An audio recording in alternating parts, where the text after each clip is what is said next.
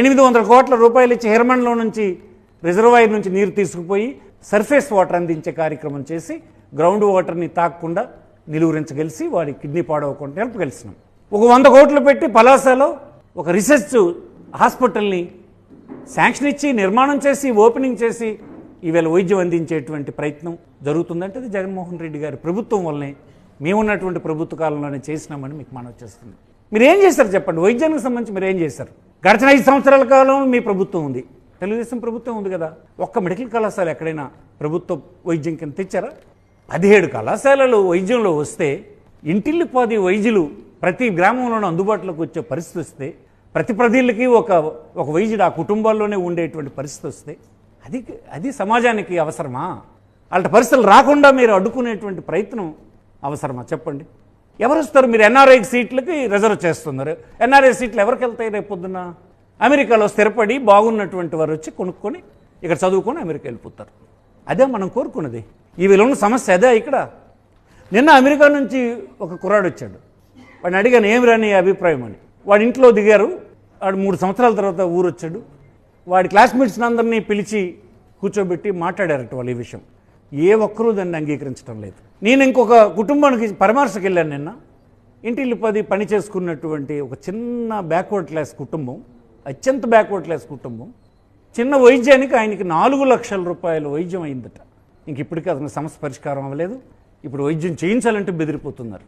4 సంవత్సరాలు వాళ్ళు సంపాదించి మిగిలించుకున్న డబ్బుని ఒక చిన్న వైద్యానికి పీకేస్తే, అది మనం చూస్తూ తప్పలు కొడితే చేసుకోండి అని ప్రభుత్వమే దాన్ని ఎంకరేజ్ చేస్తే, వాళ్ళకి భూములు ఇచ్చి హాస్పిటల్ ఇచ్చి మీరు దోపిడీ చేసుకోండి ప్రజలని చెప్తే ఎక్కడ పోవాలి? ఇక్కడ ఈ సామాన్యమైన కుటుంబాల ఆరోగ్యం ఏమైనట్టు? వాళ్ళకి గతి లేదా ఈ రాష్ట్రంలో? ఈ విధానాలు ఇంత ప్రమాదం ఉన్నాయని మనం చేస్తున్నాను. నేను ఒక మంచి డాక్టర్ని మీరు తయారు చేయకపోతే తరువాత అతని నుంచి మంచి వైద్యం ఎలా ఎక్స్పెక్ట్ చేస్తాం? విలువలతో కూడిన వైద్యం మనం ఎలా ఎక్స్పెక్ట్ చేస్తాం? ఇది ప్రభుత్వాలకి, ఇది ఇతర విషయాలు లాంటిది కాదు. ఇది భారమైన ప్రభుత్వం భరించాల్సిన అవసరం ఉంది. కొన్ని విషయాలు ప్రభుత్వం భరించాలి. ఎడ్యుకేషన్, మెడికల్ ఎడ్యుకేషన్ అంటే 2 వైద్యం కలిసి ఉన్నాయి. తర్వాత మా ప్రభుత్వం, మా పార్టీ ప్రభుత్వాలు ఉన్నప్పుడు కానీ లేనప్పుడు కానీ మేము నమ్మింది ఒకటే సిద్ధాంతం. ఈ రాష్ట్రంలో వ్యత్యాసాలు లేని సమాజం ఏర్పడాలంటే, ఈ రాష్ట్రంలో ఉండేటువంటి కుటుంబాల మధ్యన ఆర్థిక అసమానతలు తగ్గాలంటే, అందరూ గౌరవంగా జీవన ప్రమాణాలు పెరగాలంటే విద్య ఒక్కటే మార్గం అని మాకు రాజశేఖర రెడ్డి గారు, మా నాయకుడైనటువంటి రాజశేఖర రెడ్డి గారు నమ్మి అమలు చేసి ఆ ఆచరణని మళ్ళీ మా పార్టీకి అందించినారు. దాన్ని మేము కొనసాగిస్తాము. దానికోసం పోరాటం చేస్తాము, ప్రజల్ని ఎడ్యుకేట్ చేస్తాము, ఉద్యమాలు చేస్తాము, ఈ ప్రభుత్వం చేసిన విధానాల్ని అడ్డుకుంటాము. అవసరమైతే ప్రజలందరి చేత ఈ నిర్ణయాన్ని మీరు మార్చుకోవాలనే దిశ వైపు తీసుకెళ్తాము.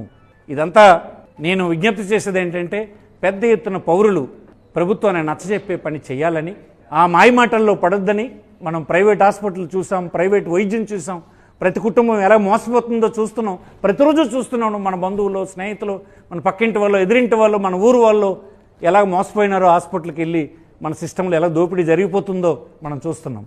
దీన్ని అరికట్టే ప్రయత్నమే 17 హాస్పిటల్ ప్రభుత్వ ఆజమాయిషీలో బోధనాసుపత్రులు, కాలేజీలు కట్టి అనేక రకాల ఫెసిలిటీస్ తీసుకొచ్చినటువంటి విధానాన్ని తిరగదోడడానికి మనం అంగీకరించకూడదని ఈ సందర్భంగా మనవి చేస్తున్నాం. ఇది అనుభవజ్ఞుడైనటువంటి చంద్రబాబు నాయుడు గారు ఇది విరమించుకోవాలని మనవి చేస్తున్నాం.